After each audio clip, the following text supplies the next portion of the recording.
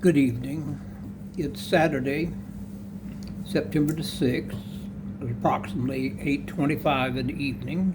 I'm in Austin, Texas, my home for the last 50 odd years. I was not recording any of these videos for approximately 7 full days. I took the Labor Day weekend off and then extended it until this Saturday.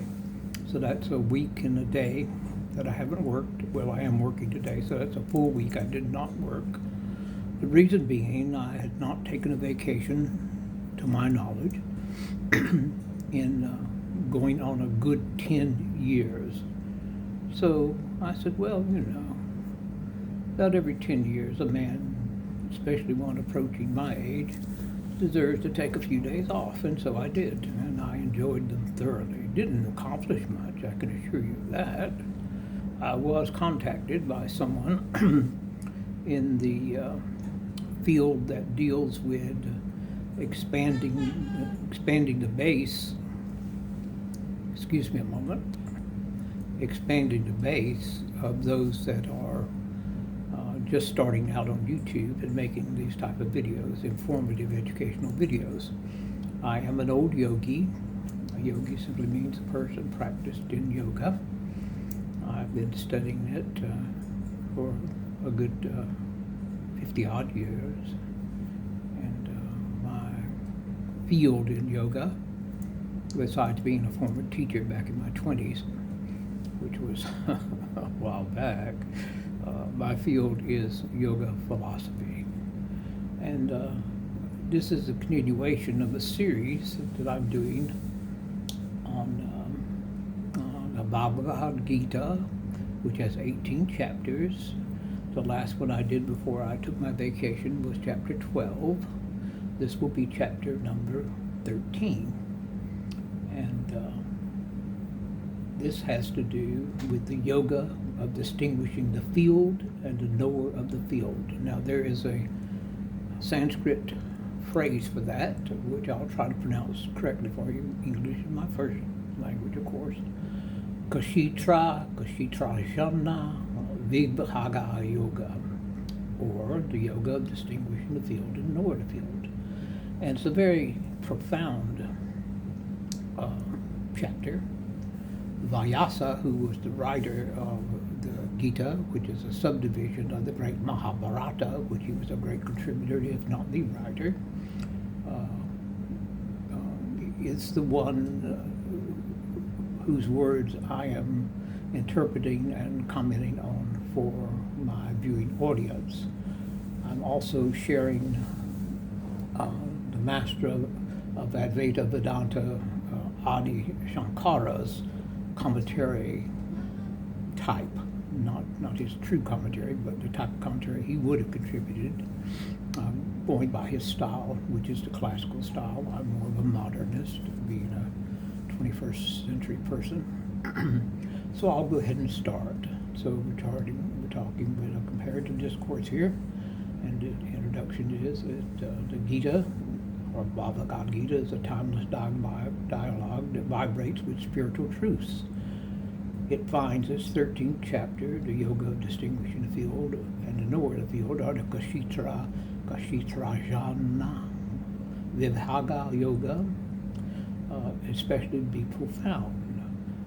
The compiler of the Mahabharata, as I said, channels wisdom that stretches across the millennium. To truly grasp the depth of this chapter, it's illuminating to consider the perspective of two commentators, Adi Shankara, of course, who's the master, and myself, also known as Sakshi, which means the witness. That's the name I gave my soul. That's also my pen name. And I'm a contemporary interpreter known for my reflective and accessible renderings. These two comparative discourse variations seek to reveal how Vyasa and his teachings are refracted through these two distinct yet converging lenses. So the setting of the stage, the field and the knower. Chapter 13 opens with Krishna's promise to expound upon the distinction between Kshetra, the field, i.e. the body in the realm of experience, and Kshetra-Kshetrajna, the knower, the field, which is also consciousness or the self. In this revelation, Krishna not only addresses Arjuna's anxiety and confession, but also lays down an ontological framework that has inspired centuries of philosophical debate and spiritual practice. If this sounds a bit deep, it is. I wrote it. Being an old yoga philosopher, I speak not on a daily basis, but speaking as a yogi and speaking of my specialty, I speak in this manner, and I also write, of course, in this manner. So this is original text that I'm reading from. The original verses from Vyasa, as brief as they are thick with implications, I write. The body is an ever-changing phenomena subject to birth, growth, decay, and death. We're talking about the human body here, or any body really, any living entity. The knower is immutable, a silent witness to all modifications. This dichotomy sets the stage for the grand themes of knowledge, reality, and liberation. So the great themes of this chapter is knowledge, reality, and liberation. You'll excuse me while I use my mouse here. No exposition of the Gita is complete without a luminous commentary, Adi Sankara. For Sankara, the distinction between field and knower is not merely analytical, but points to the ultimate non-duality, Advaita, of existence. Non-duality in this sense simply means God is God, we are his creatures, and we were projected from him, so therefore we are a portion of him. God is not high and above, and we are not low and below. We are simply minuscule portions of the Creator. We are one and the same in that sense. Not that we are gods, and not that he is a creature as ourselves. But you see where I'm going with this. If you take one of my red blood cells and look at it under a high-powered microscope, you will see it is living and moving. And then if you know the source of that blood sample, you will know it to be myself. And you will know that that blood red corpuscle or white corpuscle is a portion of its creator, which is myself. And that is the analogy I use to explain how we are part of God and God is part of us. Sankara interprets Vyasa's teachings as a call to discern between the perishable and the imperishable. The field encompasses the body, mind, senses, and all that is perceived. The knower is the Atman, pure consciousness. Well, the knower is the Atman. Well, another name for the Atman, which is the self, the soul within the human corpus, is the Sakshi, the witness. The pure consciousness is untouched by the body's afflictions. According to Sankara, ignorance, which is, now here comes your Sanskrit terminology, avidya causes the self to identify with the field, leading to bondage and suffering. True knowledge is self-knowledge, realizing that one is not the body-mind complex, but the witness, the unchanging self. The soul is eternal, the Creator is eternal. The soul comes with the first breath that enters the body.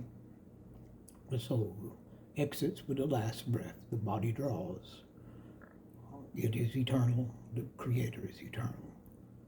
All things that are true, all things that exist as non-perishable are eternal.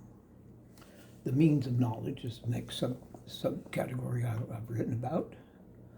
Sankara insists that this wisdom is not attained through mere intellectual effort or ritual, but through deep inquiry.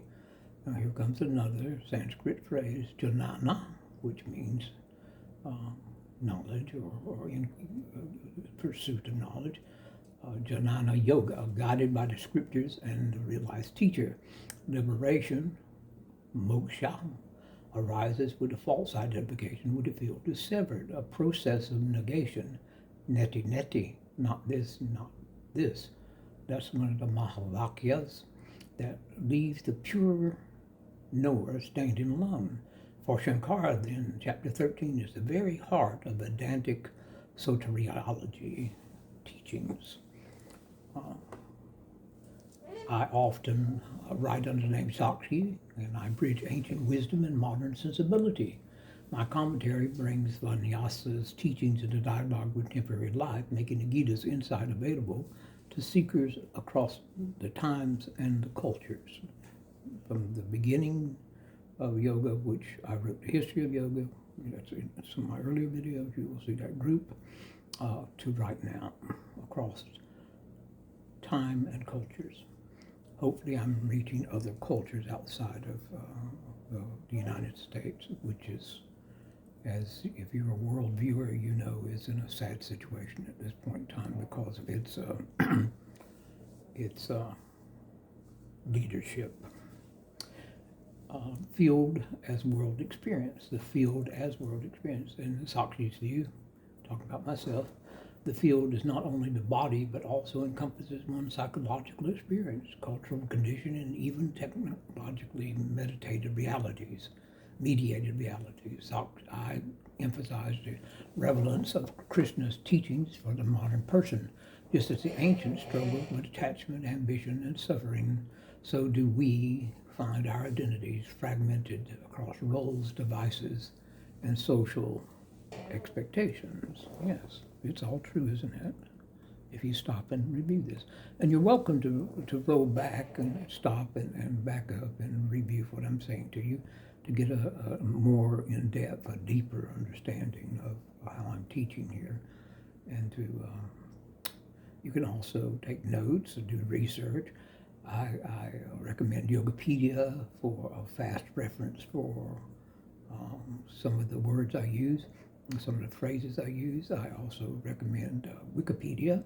I gain nothing from those two suggestions, no commercial aspects involved at all. But thank you anyway for those that are trying to reach me and suggested I should come under their wing of guidance to expand my base. I will allow it to expand organically. I'm not going to go into any artificial commercial means to accomplish that. If it expands on its own, so be it. If it doesn't, I'm doing this to expound my knowledge to the world, not for monetary gain. But thank you anyway. While Sankara prescribes scriptural inquiry, I encourage mindfulness, self-observation, and radical acceptance. My approach is to simply observe the flow of experience without clinging or aversion, and thereby glimpse the underlying peace of the self. And this, my work, resonates with both Vedanta and modern contemplative psychology. Comparative insights is the next one. That was my method and practice, by the way. Comparative insights. What emerges from the comparison of Sankara and myself is a dialogue across time, as I just said.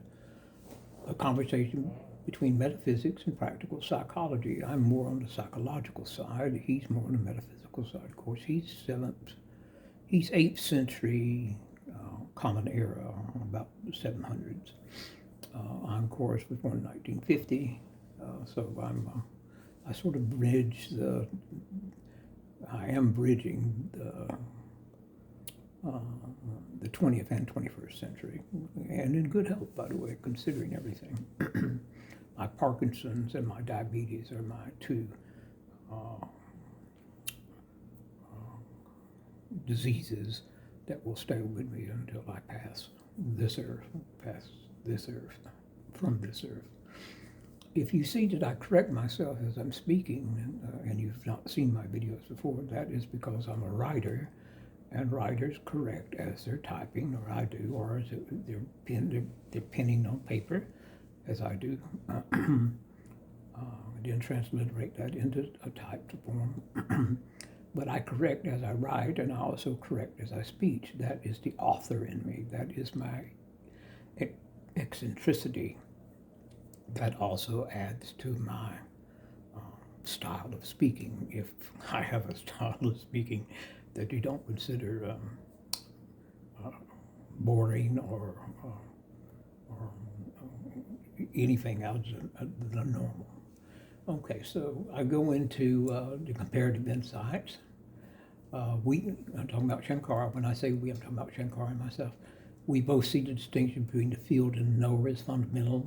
Sankara emphasizes the metaphysical non-duality, whereas I stress the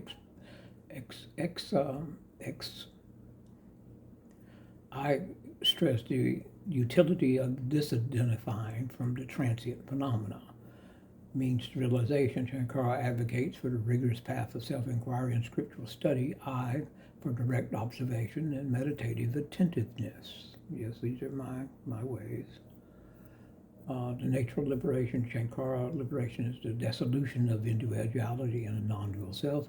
For myself, it is the discovery of innate freedom, peace, and resilience in the midst of everyday life. I see freedom, our innate peace of mind, and our resilience to deal with life in general in the midst of my everyday living. Vyasa's Enduring Wisdom, again, he's the author. Both Sankara and myself, though separated by centuries and culture, return to the same fundamental insight that human suffering stems from ignorance of our true nature. By illuminating the difference between what is seen and who sees, Vyasa's 13th chapter offers a map out of confusion towards self-understanding. Shankara's voice is thunderous, uncompromising, seeking to shatter the illusion of separateness. My tone is gentle, integrative, offering solace in the midst of complexity, yet we both are faithful to the spirit of Vyasa's teaching. That is, that the self is free, luminous, and untouched by the unclean dust of the world.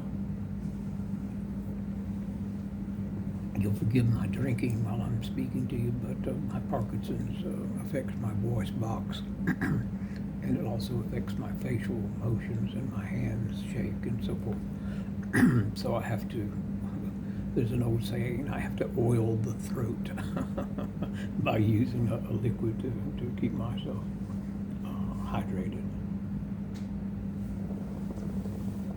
I think that's enough. I hope it is. Okay, the conclusion of chapter 13 of the Bhagavad Gita stands as a beacon for all seekers, whether interpreted through the strict non-duality of Sankara or the accessible mindfulness of myself. Vyasa's wisdom endures. The verse, this is a quote, "He who sees the field and the knower of the field as distinct truly sees." He, this bears repeating, he who sees the field and the knower of the field as distinct truly sees. This idea invites us into the heart of spiritual practice, to witness life without being ensnared by its drama. Very important. Don't get into drama. There's enough of it out there, from the White House to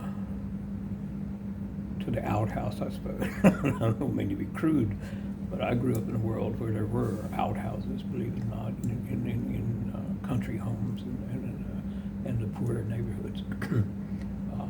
To witness he who sees the field, knower the field, invites into the heart of spiritual practice, to witness life without being ensnared by its drama, to discover the silent awareness that is our birthright. To discover the silent awareness that is our birthright. The comparative approach opens new vista. It shows that ancient truths can find fresh expression. That perennial philosophy of the Gita is not confined to temple or ashram. I do not see yoga as a religion. I see it as a science of life, the science of living. But it is available in its intimacy, in the intimacy of our own existences. In this, Sankara and myself become fellow travelers on the path, guiding us back to the radiant source from which all insight springs. Occasionally, I list my sources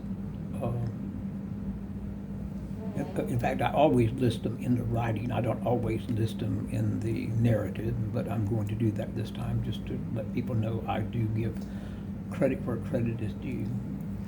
Sources and references, and these are bullet points. The Gita, chapter 13, especially 1 through 34, translated and commented upon by Swami Prabhavananda, Eknath Aswaran, and Swami Sivananda. Shankara's commentary on the Bhagavad Gita, this is the next bullet point. For Shankara's Advaita Vedanta perspective, see Shankara's Bhagavad Gita Bhasha, translated by Swami Gambarananda, Advaita Ashrama Kolkata. The next one, Abha Vedanta, a philosophical reconstruction by Elliot Deutsch,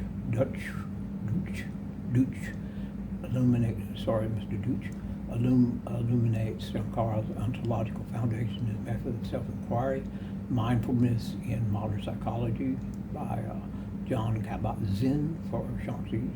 For my experimental approach, this text explores the practice of witnessing consciousness in the context of contemporary psychology. Now, when you hear me say Sakshi and then I say my, I write in the third person.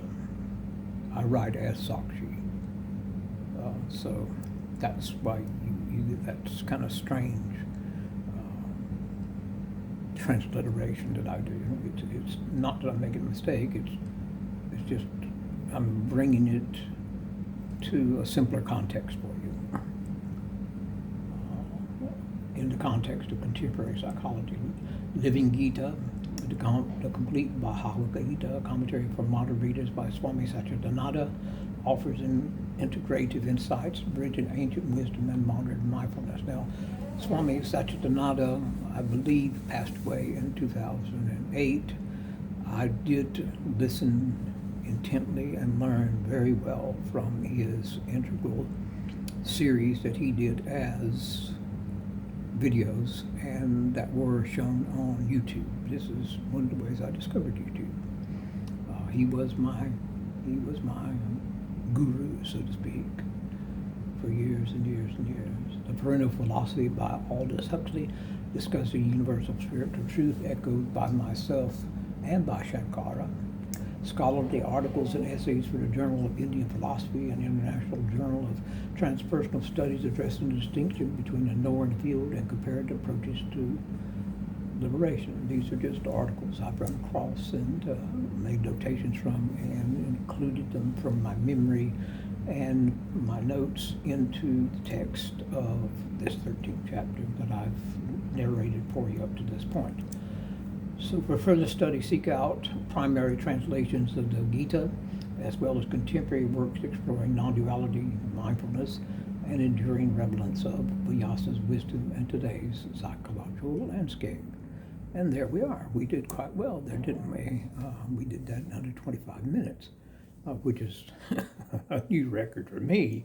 Generally, I'm more of a half an hour and plus type. But I'm glad I was able to do it. I did that without any type of preparation except for having written this and then not ignoring it, but being away from it for over a week, as I said. And I came back to you, it seems, with a clearer and fresher and faster and more studious and more professorial technique than I've been exhibiting over the last few weeks. And maybe it was because I needed that break. Let's hope so. You know, sometimes the waters of refreshment not only soothe the soul, but soothe the mind also. Well, there we are, and I'm going to go ahead and close with my normal closing, which is it's just something I've come up with. Be good to yourself. Be good to others. Be good to friends, family, and strangers. And who knows, in a revised world, after this idea has been practiced for maybe 5, 10, or 15 years, we all may come to the realization one day that, we're back to normalcy. We're back to the way the world should have been all this time before it was interrupted by people of ill well, I'm not going to criticize people that mistakenly tried to teach us otherwise and influence us otherwise. So good night to you. If you enjoyed this, I'm so happy. If you didn't, that's okay too.